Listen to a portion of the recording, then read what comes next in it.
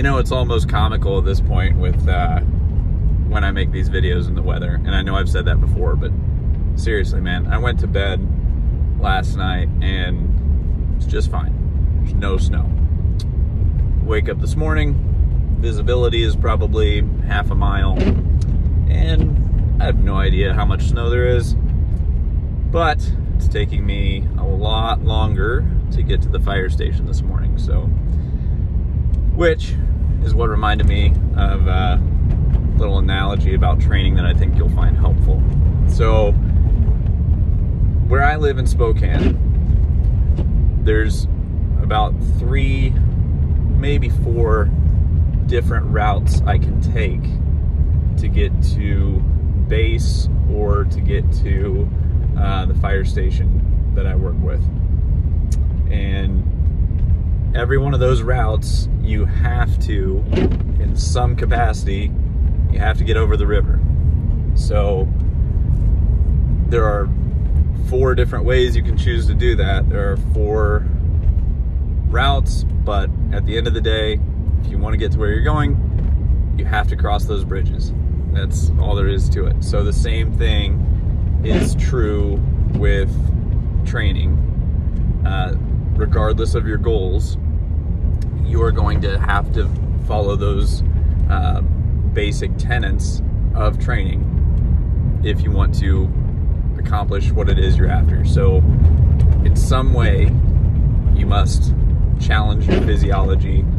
You must challenge that baseline of homeostasis. You must progressively overload the system. So that might look a little bit different for everyone. It might be as simple as an extra training session per week for one person. For somebody else, it might be an extra set. Somebody else, it might be cranking up the intensity a little bit. It all kind of depends on the situation, what you have available, things like that. But that's the idea. So when you're looking at your own training, take a step back for a moment and ask yourself if you're really pushing your physiology or not. And if not, when was the last time you made some tweaks or changes or really challenged yourself? And then also on the flip side of that, are you challenging yourself too much? And what I mean by that is that there are people who think if a little is good, more must be better. And that's true to a point. But there is a point where you begin to see symptoms of overtraining. You begin to see people, it's interfering with their sleep, their mood, they can't recover, they're sore all the time, they're irritable, stuff like that.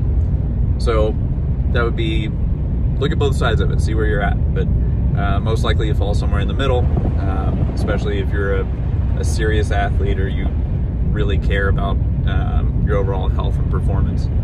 So anyway, in the meantime, keep an eye out. Go to dynamichp.net. Be sure to follow along with our newsletter and also click the YouTube button and subscribe to our YouTube channel. And there's a lot more coming down the pipe. So I'll talk to you guys soon. Have a good day.